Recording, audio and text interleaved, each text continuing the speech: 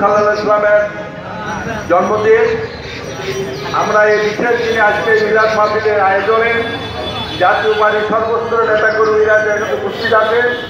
আমাদের মাঝে উপস্থিত আছেন আমাদের মাননীয় মহাসচিব ব্যারিস্টার শামীম হায়দার পাটোয়ারী সহ অন্যান্য প্রেসিডিয়াম সদস্য ও কেন্দ্রীয় অঙ্গ সহযোগী সংগঠনের নেতৃবৃন্দ, সবাইকে শুভেচ্ছা জানিয়ে আজকে মিলাদ মাহফিলের কার্যক্রম শুরু করা হবে। আজকে একটু বলি,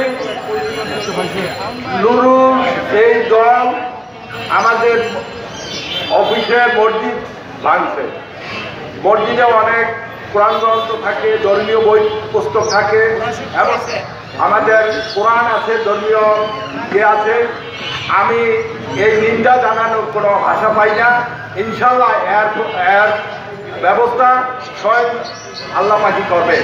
আমি এই আশাবাদ ব্যক্ত রাখি যে ইনশাল্লাহ আজকে তাদের এই বর্বর ইয়ার উঠিলেই জাতীয় পার্টি আরো ইয়ে হবে এবং আল্লাহ রহমতে আমরা আগামী দিনে ক্ষমতা দোরগোড়ায় যাব।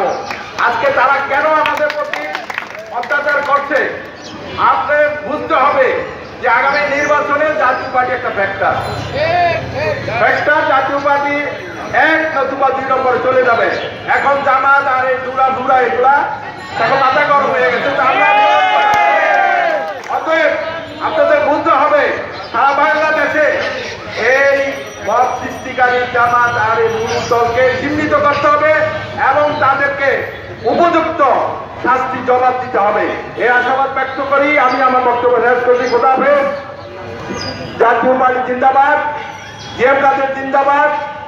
সবাইকে ধন্যবাদ। এখন আপনাদের সামনে বক্তব্য রাখবেন